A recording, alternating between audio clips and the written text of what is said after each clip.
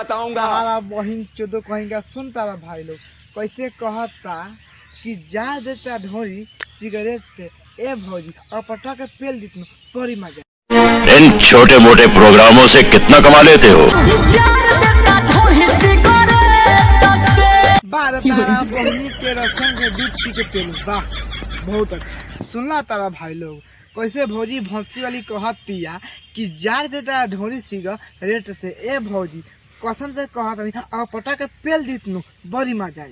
कितने तेजस्वी लोग हैं हमारे पास, कितने शानदार विचार रखते हैं। तो का हाल बा भाई, तो आज हम फिर से बात कर ले बानी भोजपुरी गाना के आ भोजपुरी गाना के बारे में बात कर ले। तो भाई लोग कसम से कहता नहीं वीडियो बहुत गाना फार बनल बा, तो इसे कहते भाई लोग वीडियो जल्दी से के लास्ट देखम जा काहे कि वीडियो में तबे मजा आई। तो वीडियो बना के बस एक ही मकसद बा आप सभी को दिल से हंसाने के लिए, ना किसी को ठेस पहुंचाने के लिए। तो बिना कोनो लाल लहसुन के आज के वीडियो स्टार्ट करता नहीं। आप भाई के सपोर्ट करा लोगन, लाइक शेयर कमेंट करा लोगन, काहे कि गाँव के लोग बहुत से शिकायत करता कि फलाना के बेटा गाली देवेला, कोनो देखेला ना, लाइक ना करेला, लाल लहसुन ना करेला। तो इन सब कुछ करके दिखा दे लोगन, आप तब पे लाइक करो।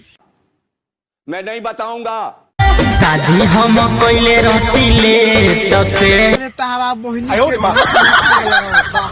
सुन तारा भाई लोग कैसे भौजी कहतिया कि शादी हम कइले रहती जे लेट से ए भौजी। अब देखो हम ताके बतावत आए नु पटवा के पेली चाहे ना पेली हम बदनाम बानी नु तब बदनामे रहे द।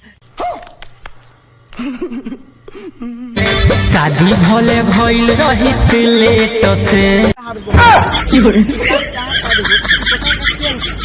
बहिनी के झाट में आग लगाओ। मतलब सुनो तारा भाई लोग कैसे भौजी भौसी वाली कहतिया कि शादी हम भइल रही और लेट से। अब देखा तार बहिन चो तो भौजी तार शादी लेट से होके चाहे ना होके, जब तोरा भता ऐसा मिलल बानू तो रहे द। ज्यादा बोलबू नु तो भेजम बड़का बाबू के पेलेन 50 के पास कहे नु पे लही नहीं खी।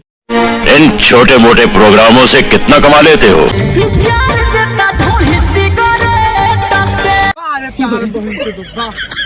देखा तारा भाई लोग एगो बतिया के बार बार भौजी कहतिया बहन चोद कि जा देता ढोनी सिगरेट से ए तहार बहन चोद भौजी एगो काम कर अपना भतार के छोड़ के हमारा बड़का बाबू के बोला लो प्लेन 15 हाली अकेले नु पेले नहीं की तहारा बहन चोद कहेंगे भाग यहाँ से।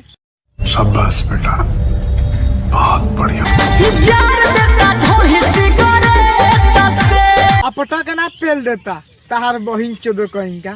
एक कैमरामैन एगो काम कर ए गाना के नु तू हटा दे, काहे कि भौजी के बार बार से बोलतिया नु तो हम सुन के दिमाग घसकता। आ कसम से कहता नहीं अगर ज्यादा घसा गलू तो इतना पेलम नहीं कौन की पेल ही नहीं थी।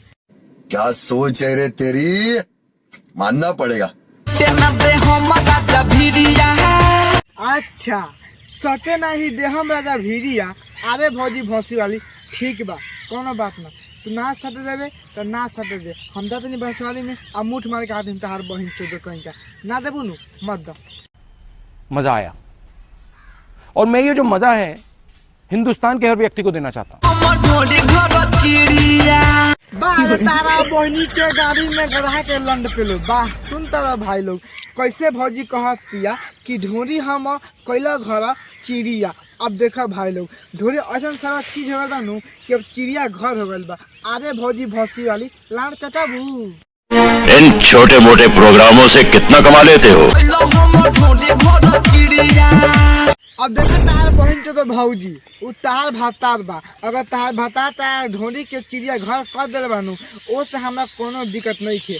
तुम अपना भतार के बारे में आगे बताओ कि तार भतार क्या क्या करता, कैसे करेला, कैसे ना करेला, कैसे पेलेला, ये सब के बारे में बतेबो नु तब तार भतार के ऐसा पेलम कि तार भतार नु सुधर जाए। तनी खोल के बताओ आगे क्या क्या करेला।